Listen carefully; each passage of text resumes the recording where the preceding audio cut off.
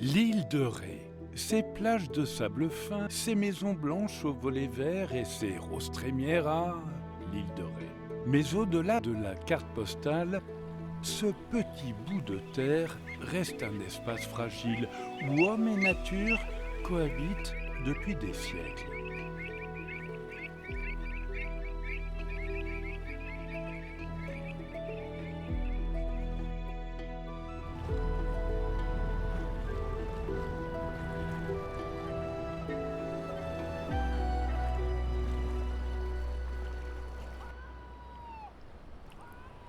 Tout au bout de l'île s'étend la vaste zone humide du Fier d'Ars et la réserve naturelle nationale de l'îlot des Niges.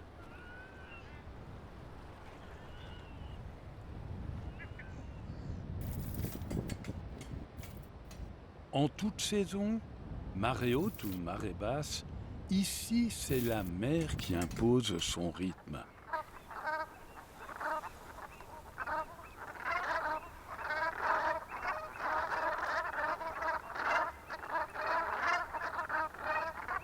Les animaux, les plantes et les hommes doivent donc s'adapter à ce va-et-vient perpétuel.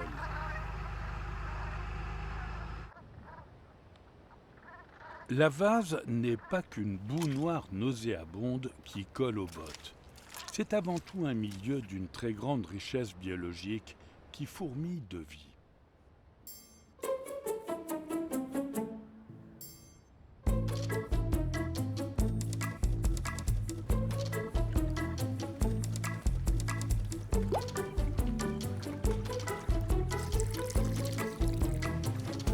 Durant l'hiver, la vasière se transforme en restaurant 5 étoiles pour de grands voyageurs venus du Nord, du Grand Nord même. Venus ici pour trouver des conditions climatiques favorables et surtout de la nourriture à foison.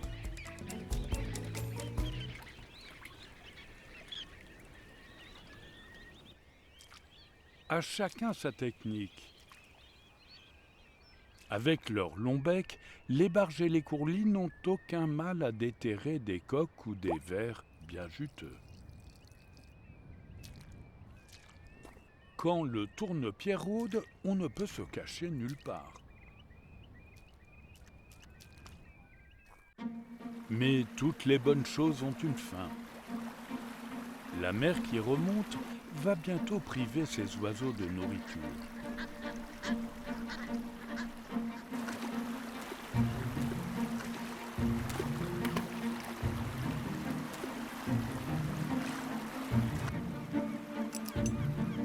Les hommes aussi repartent pour se mettre au sec, car encore une fois, c'est la mer qui impose son rythme. Alors, mieux vaut ne pas traîner.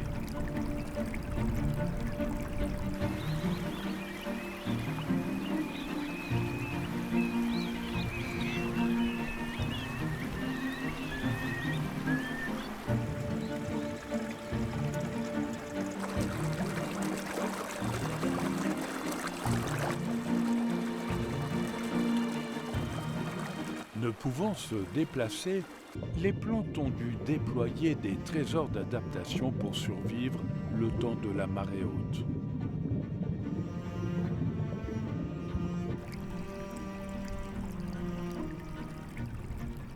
Bientôt, les prés salés et la vasière ne sont plus qu'une vaste étendue maritime.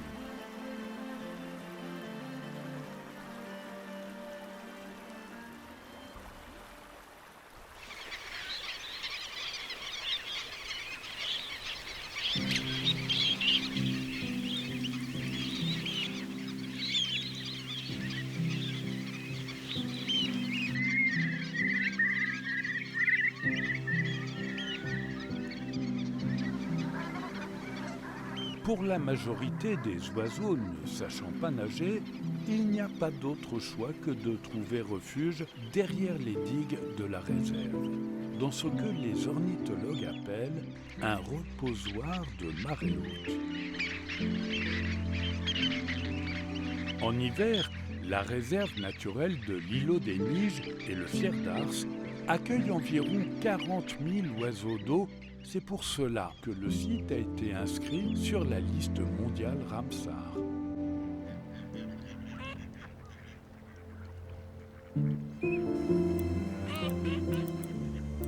En toute saison, les ornithologues comptabilisent régulièrement ces oiseaux pour suivre l'évolution des différentes espèces, notamment dans un contexte de changement climatique.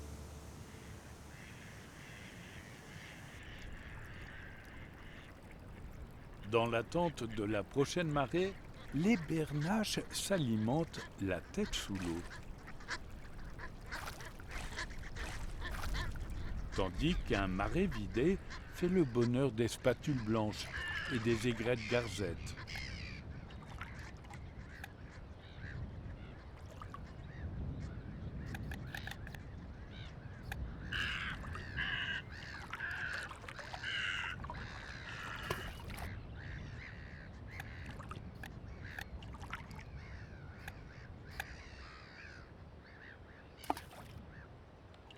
Faute d'anguilles, le héron cendré se contente d'un gros ver marin.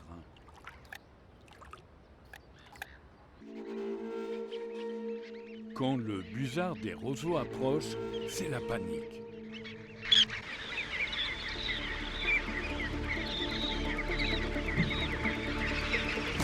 Pour perturber la vision du rapace, les bécasseaux forment des vagues en passant du brun au blanc de manière synchronisée.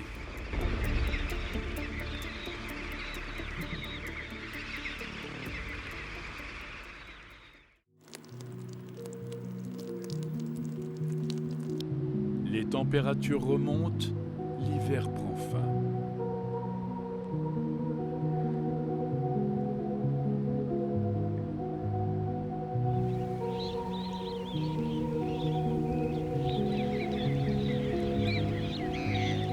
Les visiteurs nordiques repartent peu à peu vers leur toundra natale.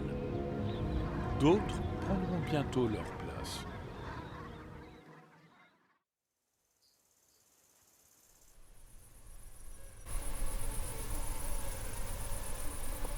Le printemps pointe déjà le bout de son bec.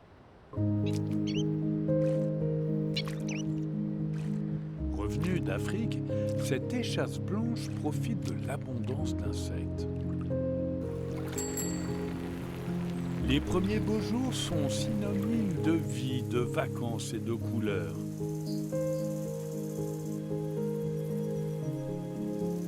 Entourés des fleurs jaunes de moutarde, les sauniers retrouvent leur marée et se dépêchent de les remettre en état. Car il faut que tout soit prêt avant l'été.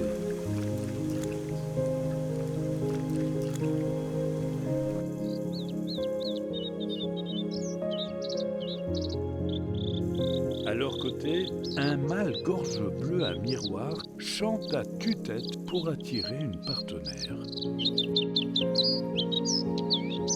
Cette bergeronnette printanière en fait de même.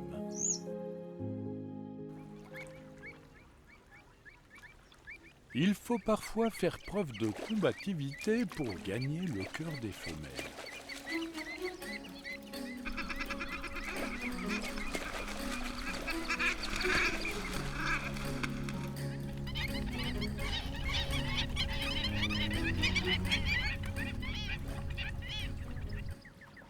D'un hochement de tête, le tadorne mâle annonce la fin des combats. C'est le moment de séduire ces dames.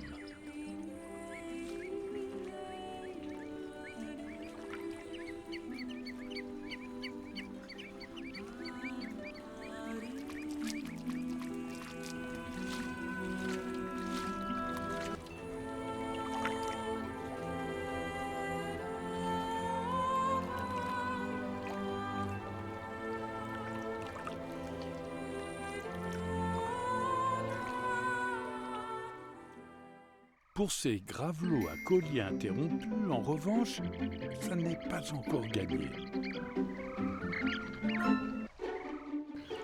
Des petits îlots sont aménagés par la LPO dans la réserve naturelle et par des sauniers dans leur marais. Ceux-ci sont d'ailleurs vite occupés par des couples ou des colonies d'oiseaux.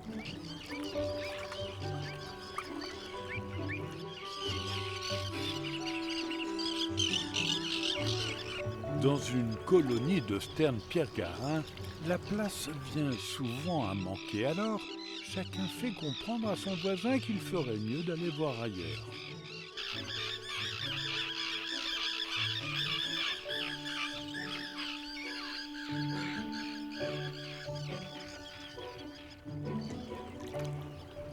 À l'îlot des Niges, tout est fait pour accueillir la biodiversité. Régulièrement, les gardes techniciens de la réserve font circuler de l'eau de mer dans les marais et maintiennent des niveaux d'eau favorables à toutes les espèces.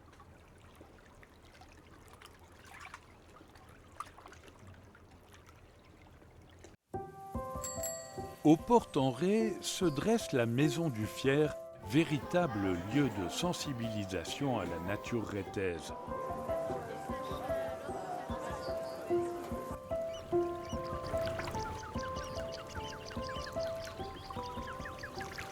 Les premiers poussins sont de sortie et prennent leur premier bain de foule.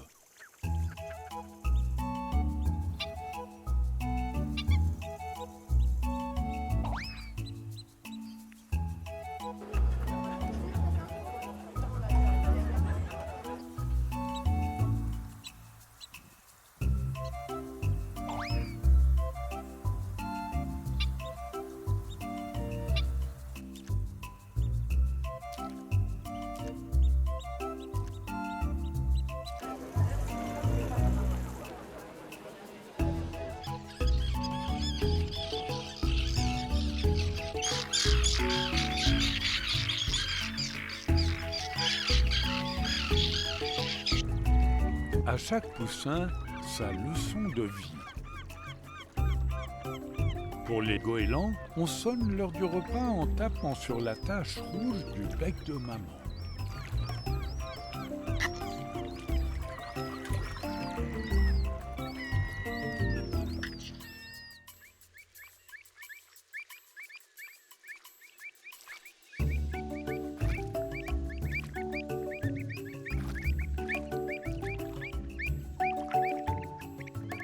Chez les avocettes, on apprend non seulement à chasser les larves, mais aussi les prédateurs.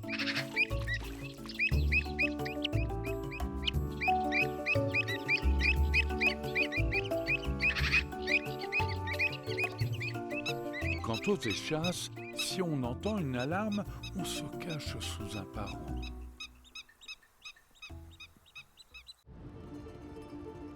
L'été est là et le sel cristallise enfin dans les marais. Pour les sauniers, c'est le top départ d'une nouvelle saison de récolte, en espérant que la météo soit favorable. Sur l'île de Ré, des opérations de bagages sont régulièrement menées sous l'égide du Muséum national d'histoire naturelle de Paris. Grâce aux bagages, on sait par exemple qu'une barge rousse équipée d'une balise GPS a parcouru 7000 km entre l'île de Ré et la Sibérie. Capable de voler jusqu'à 135 km/h, elle a réussi l'exploit de parcourir 3500 km d'une traite, volant pendant des jours et des nuits sans se poser. Cette rousserolle effarvate, qui ne pèse que 12 grammes, passera peut-être l'hiver en Afrique après avoir survolé le désert du Sahara.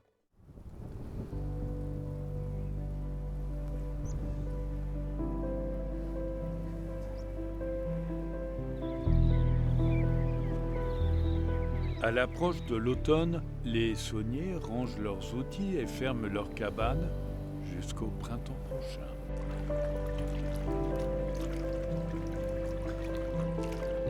Dans la réserve, les inventaires se poursuivent. Des pêches scientifiques sont réalisées, notamment pour étudier les populations d'anguilles qui se raréfient dans toute l'Europe.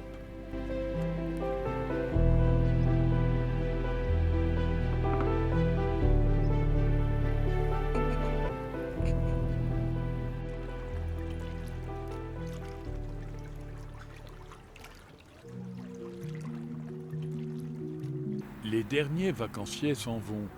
Les échasses, les gorges bleues, les bergeronnettes printanières et les sternes en font de même et prennent la direction du sud. Bientôt, les oiseaux de l'hiver seront de retour.